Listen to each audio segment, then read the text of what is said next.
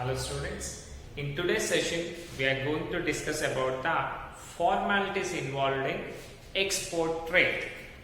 Okay, procedure and formalities involved in export trade. So, firstly, why we are doing export trade? ఎందుకంటే in order to maintain regional balances, ఏవైతే imbalances అనేవి ఉంటాయో, ఎందుకంటే ప్రతి ఏరియాలో కూడా మనకి న్యాచురల్ రిసోర్సెస్ కానివ్వండి అన్నీ అవైలబుల్ ఉండవు కదా. కాబట్టి every country will depend on some other country to fulfil the requirements. అలాగే ఇప్పుడు మనము ఇంటర్నేషనల్ ట్రేడ్లో చూసామనుకోండి, ఫస్ట్ వన్ వచ్చేసి ఎక్స్పోర్ట్స్ ఉన్నాయి. అంటే we are selling goods for other country, దాన్నే మనము ఎక్స్పోర్ట్ ట్రేడ్ అని పిలుస్తాము. ఓకేనా. ఇంటర్నల్గా అనుకోండి, ఓన్లీ మన కంట్రీలో కాబట్టి we can easily exchange goods and services. But whereas if you are sending for other country, అంటే exchange of goods and services between two countries అవుతున్నాయి అనుకోండి, మన దగ్గర ఉన్న రూల్స్ వాళ్ళ దగ్గర ఉంటాయా? ఉండవు. కాబట్టి అలాంటివన్నీ చేయడానికి ఫస్ట్ కొన్ని ఫార్మాలిటీస్ ఉంటాయి. Now let us discuss about them. The first one is enquiries and quotations.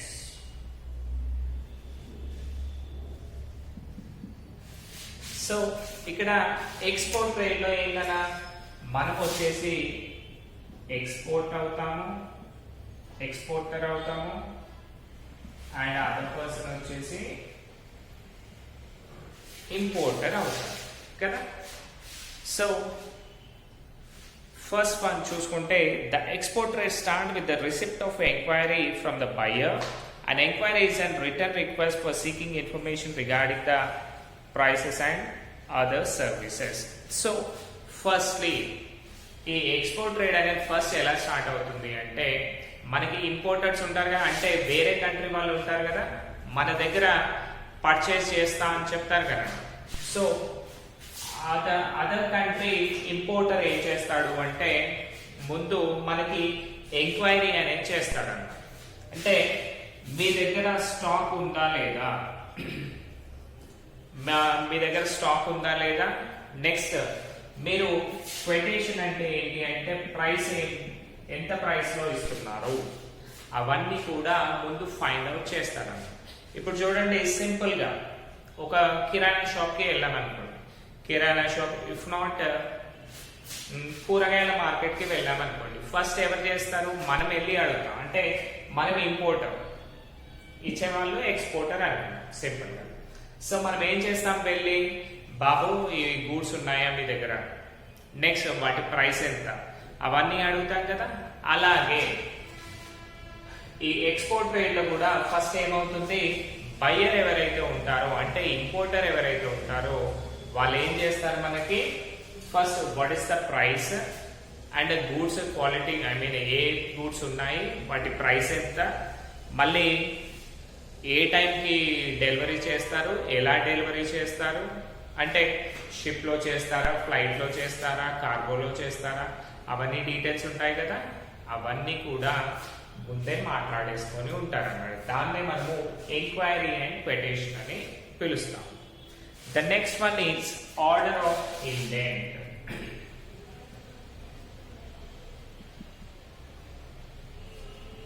So next one వచ్చేసి ఇంటెంట్ లనా, ఇఫ్ బయర్ ఇస్ సాటిస్ఫైడ్, అంటే అతనికి గూడ్స్ కనుక నచ్చాయనుకోండి, అతను ఏం చేస్తాడు, మాకు ఇన్ని గూడ్స్ కావాలి అని చెప్తాడు. సో చూడండి, if the buyer is satisfied with regarding the details supplied the quotation, he places an indent. An indent is an offer made by the foreign buyer to buy goods, may be of closed if that accepted by the exporter, then it becomes a order. So ఇక్కడ ఏమైంది, first మనము అతను enquiry చేయగానే మన goods అవన్నీ కూడా పంపించాం కదా, అంటే what are the goods available, next అది ఎలా పంపిస్తామో అవన్నీ చెప్పాం కదా. అవన్నీ చూసాక మళ్ళీ ఏం చేస్తాడు ఇంపోర్టర్, అంటే బయర్ ఏం చేస్తాడు, మళ్ళీ మనకు ఒక రిటర్న్ లెటర్ పంపిస్తాడు అనమాట. ఆ లెటర్ ని మనము ఇండెంట్ అని అంటాము. సపోజ్ ఇతని దగ్గర 10,000 యూనిట్స్ ఉన్నాయనుకోండి, ఇతను ఏం చేస్తాడు, నా దగ్గర 10,000 యూనిట్స్ ఉన్నాయి, నాకు ఇంత ఒక 1000 యూనిట్స్ కావాలి అని అనుకుంటారు కదా, అలా. సో ఇండెంట్ అంటే ఏంటి అంటే, ఈ 10,000 యూనిట్స్ ఉన్నాయి, వాటి ప్రైస్ చెప్పాడు. చెప్పగానే ఇతను ఏం చేస్తాడంటే, నాకు ఒక 1000 యూనిట్స్ కావాలి, నేను ఈ ప్రైస్ పే చేస్తా అని చెప్తాడన్నమాట. ఆ ఆర్డర్ ని మనము ఇండెంట్ అని పిలుస్తాం. ఒకవేళ ఇది చూసాక మనము అంటే ఎక్స్పోర్టర్ కనుక సాటిస్ఫై అయ్యాడు అనుకోండి, సాటిస్ఫై అయితే ఏం చేస్తాడు, దీన్ని యాక్సెప్ట్ చేస్తాడు. ఓకే, మీరు 1000 యూనిట్స్ పంపించమంటున్నారు కదా, నేను 1000 యూనిట్స్ పంపిస్తాను అని యాక్సెప్ట్ చేశాడు అనుకోండి, దాన్ని మనము ఆర్డర్ అని అంటాము. అంటే ఇక చూడండి, ఆర్డర్ ఇండెంట్ రెండు కూడా కాదు, దే ఆర్ డిఫరెంట్. ఇండెంట్ అంటే అతను పంపించే రిటర్న్ రిప్లై కొటేషన్, ఆర్డర్ అంటే ఒకవేళ ఇద్దరు యాక్సెప్ట్ అవుతే దాన్ని ఆర్డర్ అని పిలుస్తాం. Next, securing the licence.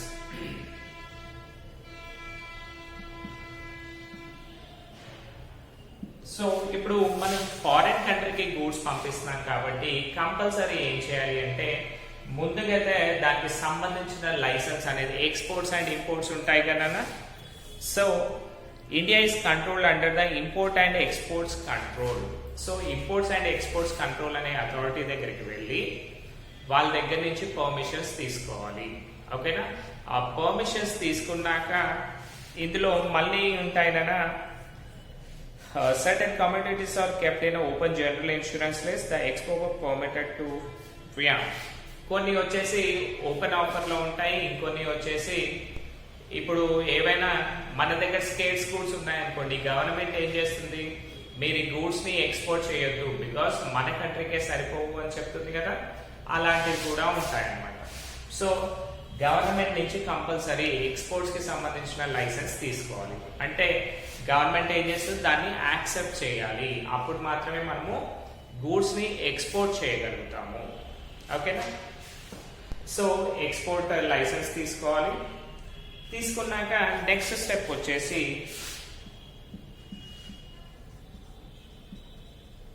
Fulfilling exchange regulations.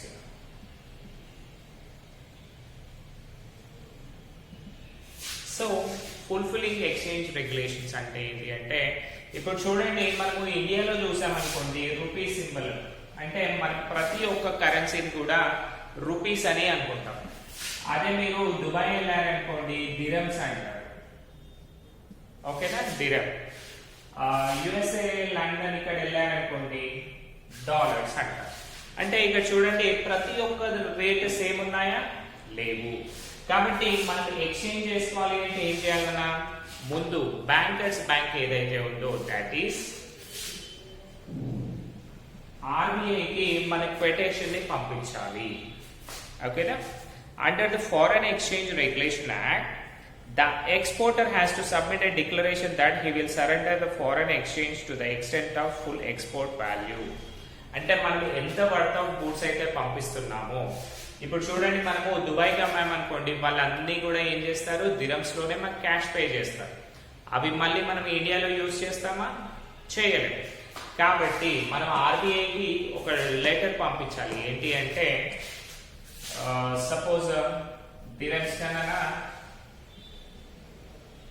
10,000 dirhams business చేస్తున్నాము అనుకున్నాం. ఓకేనా, సో ఆర్బీఐకి ఏం చేయాలి అంటే, నేను 10,000 వర్త్ ఆఫ్ గూడ్స్ పంపిస్తున్నాను, సో నాకు దుబాయ్ నుంచి 10,000 రూపీస్ దిరమ్స్ వస్తాయి. సో అవన్నీ మీకు సబ్మిట్ చేసి దాన్ని మళ్ళీ ఏం చేస్తాను, ఇండియన్ రూపీస్ కి కన్వర్ట్ చేసుకుంటాను అని చెప్పేసి ముందే బ్యాంకుకి యాక్సెప్టెన్స్ లెటర్ పెట్టాలి. ఎవరు పెడతారు ఇవన్నీ కూడా, ఎక్స్పోర్టర్ పెడతారు. అంటే మనము సెల్ చేస్తాం కదా, కాబట్టి మనమే ఎక్స్పోర్టర్స్, ఇక్కడ మనమే ఆ రెగ్యులేషన్స్ అన్ని కూడా పెట్టాలి. సో ఇవన్నీ పెట్టాక మళ్ళీ ఏం చేయాలి నాన్న, payments is expected etc. It is a prescribed form of submit them in the customer office and also the foreign exchange bank. So మనము ఏవి చేసినా సరే ఎక్సైజ్ డ్యూటీ, కస్టమ్స్ డ్యూటీ ఉంటాయి కదా, వాళ్ళకి ఒక ఫార్మాట్ ప్లస్ ఆర్బీఐకి ఇంకొక ఫార్మాట్ పంపించాలి. పంపించాక ఏమవుతుందన్న, వాళ్ళు దాన్ని యాక్సెప్ట్ చేస్తారు. ఆ తర్వాత letter of credit.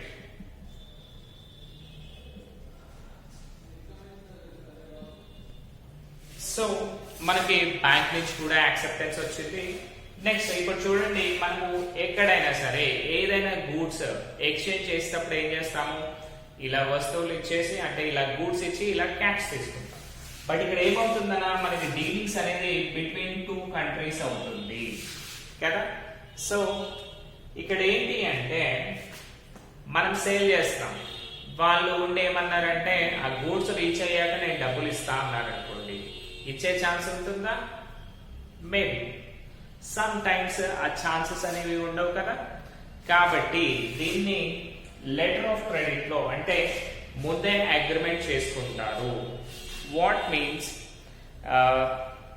demanding for the letter of credit from the importer. That means before sending the goods, the exporter must be satisfied with the credit worthiness of the importer. అంటే నేను పంపించేవాడు నాకు డబ్బులు ఇస్తాడా ఇవ్వడా అది ముందుగానే చూసుకుంటారు. చూసుకొని ఏం చేస్తారంటే ఆ కన్సర్న్డ్ బ్యాంక్స్ ఏవైతే ఉన్నాయో, in some cases only a bank reference may be considered sufficient. If the new buyer, the deposit of full payment in advance must be divided by the exporter. So first ఇప్పుడు చూడండి, మనం ఎవరికైనా ఇచ్చేటప్పుడు ఏం చేస్తాము, అరే వీడు మనకు తిరిగి పే చేస్తాడా లేదా అని ఆలోచిస్తాం కదా. అలాగే ఈ ఎక్స్పోర్టర్ కూడా ఏం చేస్తాడు అంటే లెటర్ ఆఫ్ క్రెడిట్ అడుగుతాడు. అంటే మన గూడ్స్ కొనే వాళ్ళకి మనకి పే చేసేంత కెపాసిటీ ఉందా లేదా అని తెలుసుకునేదాన్ని లెటర్ ఆఫ్ క్రెడిట్ అంటారు అన్నమాట.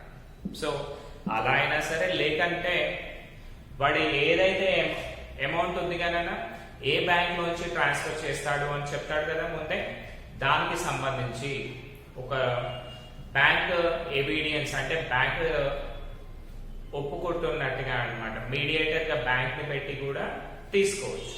సో ఇవన్నీ కూడా ఆల్రెడీ బిజినెస్ చేసే వాళ్ళకి.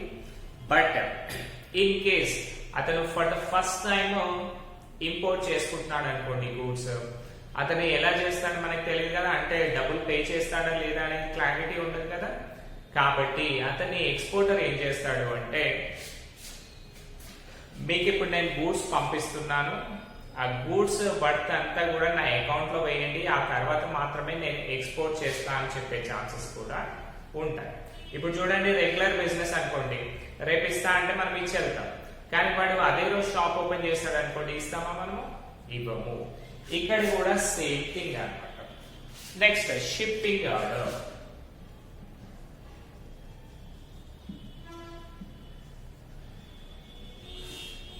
సో షిప్పింగ్ ఆర్డర్ చూడండి అన్న, after satisfying himself as a credit worthiness the importer exporter agreement to the shipping company for hiring the space. So shipping order అంటే ఏంటంటే, ఇప్పుడు చూడండి మనం ఎక్స్పోర్ట్ చేయడానికి రెడీ అయ్యాం, ఇతని దగ్గర డబ్బులు ఉన్నాయని తెలిసిపోయింది. ఆఫ్టర్ దాట్ మనం ఏం చేయాలి, గూడ్స్ ఎక్స్పోర్ట్ చేయాలి. ఇప్పుడు చూడండి, షిప్ వచ్చేసి ఇంత పెద్దగా ఉంది, ఆ షిప్ మొత్తం మనమే తీసుకోగలుగుతామా? రెంట్కి తీసుకోలేము. కాబట్టి ఇక్కడ చిన్న చిన్న బ్లాక్స్ ఉంటాయి అన్నమాట, ఏరియాస్. ఈ షిప్ వాళ్ళు ఏం చేస్తారంటే బేస్డ్ ఆన్ దట్ ప్లేస్ మనకి మన గూడ్స్ ఎంత ప్లేస్ అయితే పడుతుందో అంత ప్లేస్ మనకి రెంట్ కి ఇస్తారు. దాన్ని మనము షిప్పింగ్ ఆర్డర్ అని పిలుస్తాం నాన్న. సో ఇక్కడ ఏం చేస్తామంటే షిప్ లో కొంచెం ప్లేస్ హైరింగ్ చేస్తున్నాము అని చెప్పేసి షిప్పింగ్ కంపెనీ వాళ్ళకి చెప్పేదాన్నే షిప్పింగ్ ఆర్డర్ అని పిలుస్తారు. సో దాంట్లో మేజర్ గా ఉండేది ఎవరు? కెప్టెన్ ఉంటాడు. కెప్టెన్ అంటే డ్రైవర్ ఉంటాడు కదా, అతన్నే మనం కెప్టెన్ అంటాము. ఆ కెప్టెన్ దగ్గర నుంచి మేము ఈ ప్లేస్ అక్వైర్ చేసాము, ఈ గూడ్స్ ని పంపిస్తున్నాము అని చెప్పాలి అన్నమాట. ఒకవేళ కనుక if the entire space of the ship is hired by the exporter, the agreement reached to between the exporter and the ship owner, not charter party. So ఇప్పుడు ship and ship captain, I mean మనకి plus ship captain కి అయింది అనుకోండి అన్న, అంటే small place తీసుకుంటే ఏం చేస్తామంటే క్యాప్టెన్ తో మాట్లాడతాం, అంటే షిప్ డ్రైవర్ ఉంటాడు కదా అతనితో డీలింగ్ పెడతాం. కానీ ఒకవేళ మీరు గూడ్స్ అనేది టోటల్ షిప్ ని తీసుకోవాలి అనుకున్నారు అనుకోండి, అప్పుడేం చేస్తాము అంటే మనము అంటే ఎక్స్పోర్టర్ ప్లస్ షిప్ ఓనర్, అంతేగానన్నా. ఇప్పుడు చూడండి, మీరు ఏదైనా కిరాయికి వెళ్ళారు అనుకోండి, నార్మల్ గా బస్ హైర్ చేసుకున్నారు అనుకున్నాం, ఓన్లీ మీరే పోతున్నారు అనుకోండి, బస్ లో ఏం చేస్తారు, డైరెక్ట్ గా ఎక్కుతారు, ఓ సీట్ లో కూర్చొని వెళ్ళిపోతారు. అదే మీకు టోటల్ బస్ మొత్తం కావాలి అనుకోండి, ఏం చేస్తారన్నా, డిపోకి వెళ్ళి అడుగుతారు, అంటే బస్ ఓనర్ అన్నట్టే కదా డిపో వాళ్ళు. అలాగే ఈ షిప్పింగ్ ఆర్డర్ లో కూడా ఏంటి అంటే మీ గూడ్స్ కొన్నే ఉన్నాయండి, స్మాల్ క్వాంటిటీస్ లో ఉన్నాయనుకోండి, మీరు ఒక సర్టెన్ ప్లేస్ తీసుకుంటారు, సర్టెన్ ప్లేస్ ఎవరితో మాట్లాడతారు, షిప్ డ్రైవర్ అంటే కెప్టెన్ తో మాట్లాడతారు. ఒకవేళ కనుక షిప్ మొత్తం కావాలి అంటే షిప్ ఓనర్ తోటి మాట్లాడతారు. దాన్ని మనం ఏమంటామంటే చార్టర్ పార్టీ అగ్రిమెంట్ అంటాం.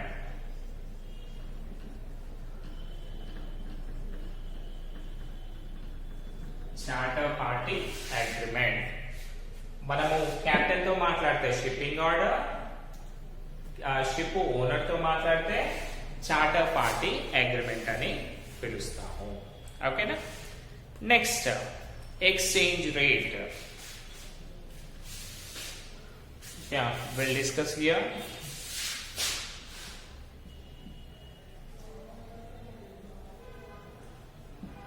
సో ఎక్స్చేంజ్ రేట్ అంటే ఏంటి అంటే, ఇప్పుడు మనకు చూడండి అన్న, ఫారెన్ ట్రేడ్ అనేది ప్రతిరోజు కూడా based on exports and imports change అవుతానే ఉంటుంది. అంటే వాల్యూ ఆఫ్ ద కరెన్సీ అనేది based on imports and exports change అవుతుంది. సో దీనివల్ల ఏంటి అంటే, మీరు 10,000 dirhams అని ఫిక్స్ అయ్యారు ముందే. సపోజ్ ఈ రోజు ఒక 20 రూపీస్ ఉందనుకుందాం dirham, మీరు డబ్బులు తీసుకునే రోజు 15 రూపీస్ ఉందనుకోండి, మీరు లాస్ అయినట్టే కదా లెక్క. అందుకనే ముందే వీళ్ళు ఏం చేస్తారు అంటే ఎక్స్చేంజ్ రేట్ అనేది ముందే మాట్లాడేసుకుంటారు. మనం ఈరోజు డీల్ చేస్తాం కాబట్టి మీకు డబ్బులు వెళ్ళంగానే సింపుల్ గా చెప్పాలి అంటే 2 lakhs గూడ్స్ సెండ్ చేస్తాం అనుకోండి. ఓకే, 2 lakhs గూడ్స్ సపోజ్ ఈరోజు 20 రూపీస్ ఉంది కాబట్టి మీకు ఏమవుతుందన్నా 10,000 dirhams చాలు. అదే ఒకవేళ 10 రూపీస్ అయింది అనుకోండి, ఏం కావాలి, 20,000 dirhams కావాలి కదా. అందుకనే మనము లాస్ కాకుండా ఇతను ఏం చేస్తాడన్నా అంటే the rate at which currency the exporter fix to the bank at which pride. So ఇక్కడ ఏం చేయాలి అంటే ఎక్స్పోర్టర్ ఏం చేయాలన్నా అంటే, మీరు డాలర్ రేట్ ఎంతైనా ఉండనివ్వండి, మాకు ప్రాబ్లం లేదు, మాకు మాత్రం ఇండియన్ కరెన్సీలో ఇంత అమౌంట్ కావాలి అని ముందే అగ్రిమెంట్ చేసుకోవాలి. అలా చేసుకుంటే ఏమవుతుంది, వానికి 11 రూపీస్ 20 రూపీస్ ఉన్న ప్రాబ్లం ఉండదు, 10 రూపీస్ ఉన్న ప్రాబ్లం ఉండదు. లేదనుకోండి ఇది తక్కువ అవుతే ఏమవుతుంది, మళ్ళీ మనకి లాస్ అవుతుంది కదా. అందుకనే ఆ బ్యాంక్ తోటి ముందే మాట్లాడేసి నాకు ఇంత కాస్ట్ కావాలి, మీరు ఎన్ని dirhams అయినా వాళ్ళ దగ్గర తీసుకోండి అని చెప్పేసారు. సో దట్ ఎక్స్పోర్టర్ అనేవాడు లాస్ కాడు. Next packaging and forwarding.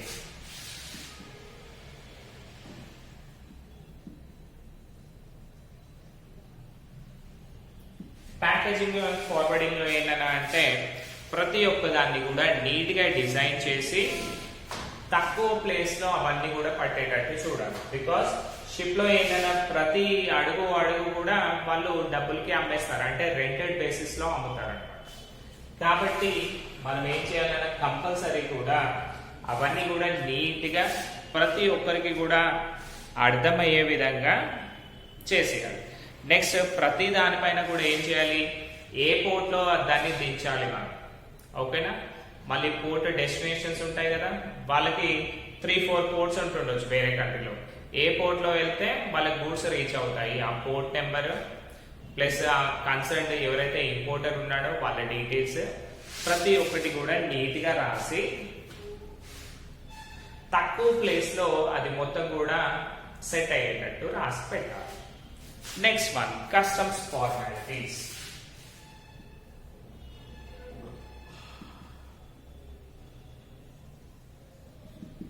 Customs formalities అంటేనన్నా ఇప్పుడు మనీ బిల్ ఆఫ్ లాడింగ్ ఇవన్నీ ఉన్నాయి కదా, based on that custom formalities ఆ ఏరియాలో ఉన్న గవర్నమెంట్ కి సంబంధించి ప్రతి ఒక్కటి కూడా ఎక్స్పోర్ట్ చేసినప్పుడు కస్టమ్స్ డ్యూటీ ఇవన్నీ కూడా పే చేస్తాం కదా, అవన్నీ కూడా చేయాలి. అండ్ నెక్స్ట్ ఇక్కడ ఇంపోర్టర్ పేరు, ఎక్స్పోర్టర్ ఎవరు, next what are the goods they have, next వాటి ప్రైస్ ఎంత, అవన్నీ కూడా ట్రిప్లెట్ ఫార్మాట్ లో చేయాలి. అంటే 3 పేపర్స్ చేయాలి అన్నమాట. ఒకటి ఎక్స్పోర్టర్ దగ్గర, ఒకటి ఇంపోర్టర్ దగ్గర, ఇఫ్ నాట్ ఒకటి షిప్ ఓనర్ దగ్గర, క్యాప్టెన్, నెక్స్ట్ కస్టమ్స్ అథారిటీ కోటి, ఇంపోర్టర్ కోటి. ఇవి 3 ఉన్నాయనుకోండి, వాళ్ళు ఈజీగా వెరిఫై చేసి మనకు క్లియరెన్స్ అనేది ఇస్తారు. Next mate receipt.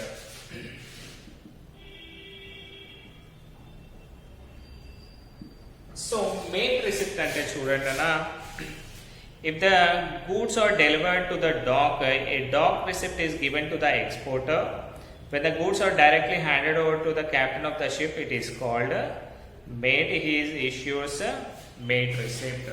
డాక్ అంటే ఏంటంటే ఇప్పుడు మనము ఒక్కోసారి ఏం చేస్తాము, గూడ్స్ ని తీసుకెళ్లి డైరెక్ట్ గా షిప్ లో డౌన్ లోడ్ చేసి వస్తాం. బట్ కొన్నిసార్లు ఏమవుతుంది, ఒక షిప్ లో నుంచి ఇంకో షిప్ లోకి మార్చాలి అనుకోండి, దాన్నే డాక్ అని అంటారు. Dock means land area acquiring in seaways. ఆ సీవేస్ లో ఒక చిన్న ల్యాండ్ వాటర్ వేస్ ఉంటాయి కదా, దాన్ని డాక్ అని అంటారు. సో ఫస్ట్ ఆ గూడ్స్ మావి ఈ ఏరియాలో ఉన్నాయని చెప్పడానికి డాక్ అంటారు. ఆ షిప్ లోకి ట్రాన్స్ఫర్ చేశాక దాన్ని మేట్ అని పిలుస్తారు. సో ఆ షిప్ క్యాప్చర్ తీసుకున్నాక దాన్ని మేట్ రిసిప్ట్ అని పిలుస్తారు. Next one, bill of lording.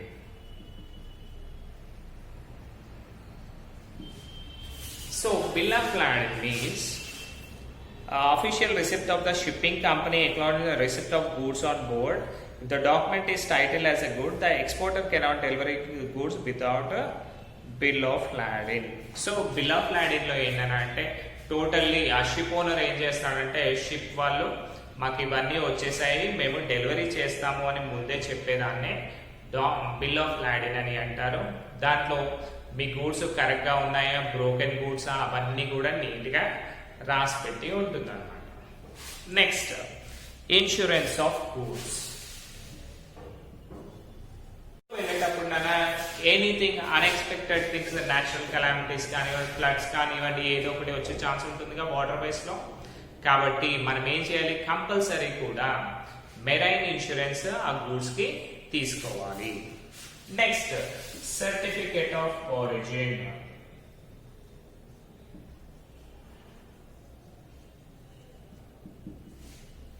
So certificate of origin means declaring the testifying of origin of goods from some country given a preferential to friendly countries in order to enable an importer to get the benefits of lower traffic. So certificate of origin అంటేనన్నా కొన్ని countries ఏం చేస్తాయి అంటే, friendly relations ఉన్నాయనుకోండి, వాళ్ళకి ఎక్కువ charges అనేవి చేయరన్నమాట. So importer కి తక్కువ డబ్బులు కావడానికి, నెక్స్ట్ ఆ గూడ్స్ అన్ని కూడా తొందరగా కస్టమ్స్ క్లియరెన్స్ కావడానికి మనం ఏం చేయాలి, వాళ్ళకి సర్టిఫికేట్ ఆఫ్ ఒరిజిన్ అనేది ఇవ్వాలి అన్నమాట. Next, consular invoice.